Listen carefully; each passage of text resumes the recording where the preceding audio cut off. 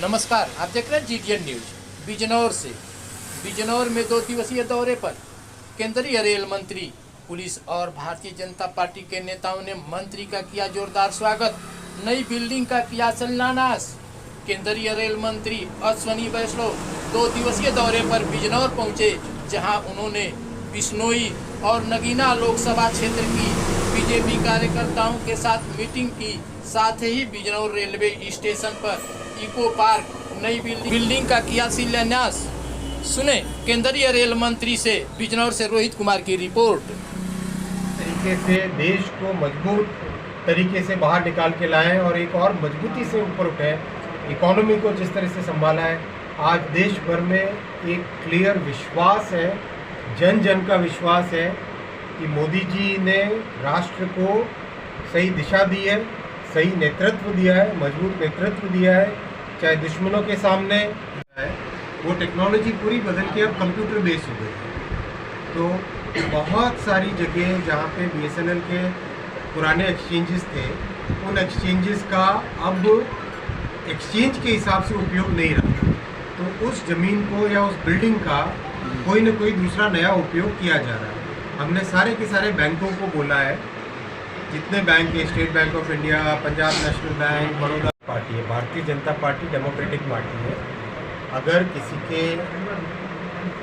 किसी भी जगह अगर कोई आपस में इस तरह की बात होती तो हमारी सांगठनिक व्यवस्था है, हम जो कुछ भी करेंगे उसी सांगठनिक व्यवस्था के अंतर्गत हमारे सारे के सारे मतभेद कहीं होते हैं तो उनको निपटाने की एक बहुत अच्छी व्यवस्था है, उसी व्यवस्था में काम करें। मंत्री जी, मजार बनी हुई है रेलवे स्टेशनों पर, ट्रैकों के आसपास, क्या है उनका कोई प्लानिंग है हटाने का भविष्य में, जिससे उनका रेलवे ट्रैक की सेफ्टी के पॉइंट ऑफ व्यू से जो करना पड़ेगा करेंगे। मंत्री जी, एक दिल्ली से बनारस के लिए हाई स्पीड ट्रेन की बात चल रही है, उसमें कुछ है? लेकिन अभी भी गांव में नेटवर्क की सुविधा उपलब्ध नहीं, ब्रॉडबैंड की सुविधा उपलब्ध नहीं है, जबकि पहले थी। और सारी व्यवस्थाएं चौपट पड़ी हैं, सारे जो विभाग केंद्र थे वो ठप पड़े हैं। ऐसे में कैसे गाँव अच्छे कनेक्टिविटी? बहुत विषय आपने महत्वपूर्ण उठाया है और इस विषय पे मैं आपको एकदम संजीदगी के साथ बताना चाहता हूँ। BSNL को, भारत संचार निगम को, जिस तरीके से पिछली सरकारों ने एकदम बिल्कुल पूरी व्यवस्था को समाप्त कर दिया था, उसके बदले उसको कैसे सुधारें, कैसे सुदृढ़ करें, जिससे कि गांव-गांव तक इंटरनेट पहुंचे, गांव-गांव तक। और वहाँ पे ऑलरेडी जैसे मुझे बताया गया, तुरंत मैंने DRM साहब को आदेश दिया है कि फटाफट उसका सर्वे करिए, जल्दी से जल्दी सर्वे करके उसमें अंडरपास बनाना है, ओवरपास बनाना है, फ्लाईओवर बनाना है, और बनाना तो कितनी लेंथ होएगी, कितनी कॉस्ट आएगी, उसका पूरा एस्टिमेट बना के दें। मंत्री जी, अकाल तक हमारे नजीबाबाद से होकर गुजरती है, पंजाब से। इंडिविजुअल ट्रेन की बात आप करेंगे? नहीं, उसको आप 2 दिन स्टॉपेज है, उसके 2 दिन स्टॉपेज है। एक महत्वपूर्ण सवाल है, बिजनौर जिले के लोगों का एक ख्वाब ये है कि हम सीधे मुंबई से कैसे जुड़ें। क्या ये ख्वाब आपके कार्यकाल तक पूरा हो पाएगा? ये मेरा मैंने सीधे मुंबई से जुड़ने का मतलब डायरेक्ट ट्रेन की बात कर रहा हूँ। देखिए, मुंबई, दिल्ली, बेंगलोर और हैदराबाद, ये 4 शहर ऐसे हैं जो पूरी तरह से उसके मतलब उसमें कोई भी टाइम टेबल में भी 1 मिनट ऊपर नीचे करने की गुंजाइश नहीं, बहुत ही चौक है। लेकिन जैसे जैसे फ्रेट कॉरिडोर बनता जा रहा है, ईस्टर्न फ्रेट कॉरिडोर और वेस्टर्न फ्रेट कॉरिडोर, उससे नई कैपेसिटी रेलवे नेटवर्क में आ रही है। जैसे जैसे नई रेलवे कैपेसिटी आ रही है, नई ट्रेन चलाने की बात हो रही है। फ्रेट कॉरिडोर का काम करीब करीब 1 साल का और काम है। ये 1 साल का काम कंप्लीट होता है, उसके बाद में नई ट्रेन की व्यवस्था देश में कई जगह होगी। मतलब एक सवाल हमारा, उसमें बिजनौर भी आएगा ही आएगा। मंत्री जी, 2 साल से कोरोना में जबकि आप आखिरकार सरकारों की आपने सुविधा बंद हो गई है, तो ये क्या सब? वही मैं कह रहा हूँ आपको। देखिए, सभी को आज भी 55% सब्सिडी दी जा रही है।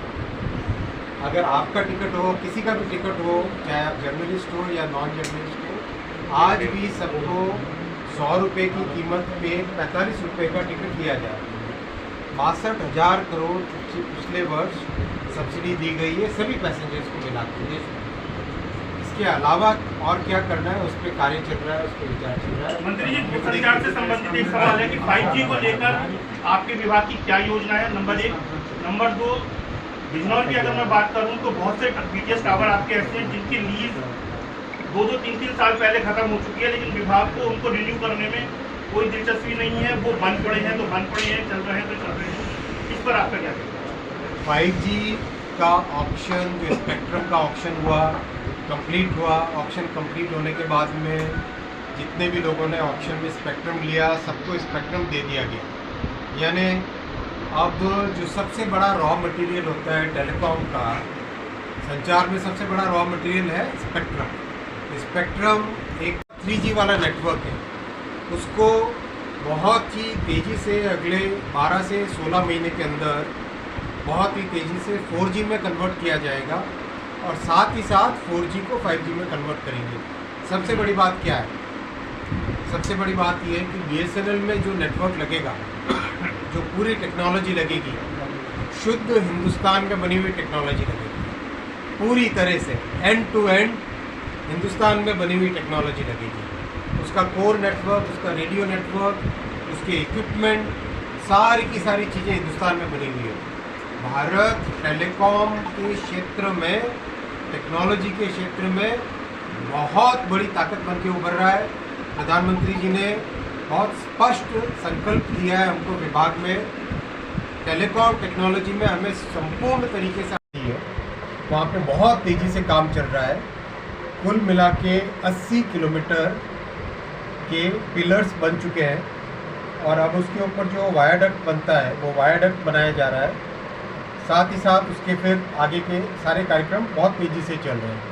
देखिए, हाई स्पीड बहुत ही एक कॉम्प्लेक्स टेक्नोलॉजी है, बहुत कठिन टेक्नोलॉजी है।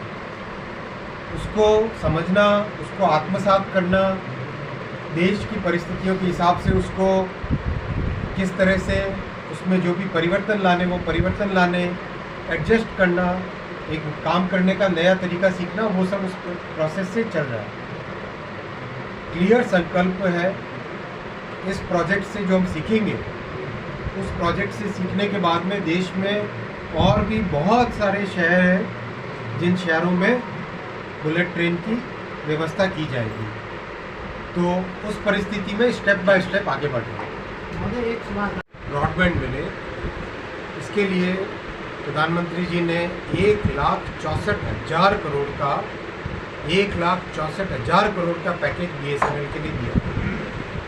इससे पहले 2019 में 92,000 करोड़ का पैकेज दिया था। उसके कारण BSNL, पिछले पैकेज के कारण BSNL एक स्टेबल कंपनी बन के उभरी। पहले हालत बहुत ख़राब थी। मान्यवर मंत्री सुनिए, ये तो आपने प्रश्न पूछा तो सुनना तो पड़ेगा ना उत्तर। तो उसको स्टेबल किया, अब उसको ग्रोथ के पाथ पे लाया।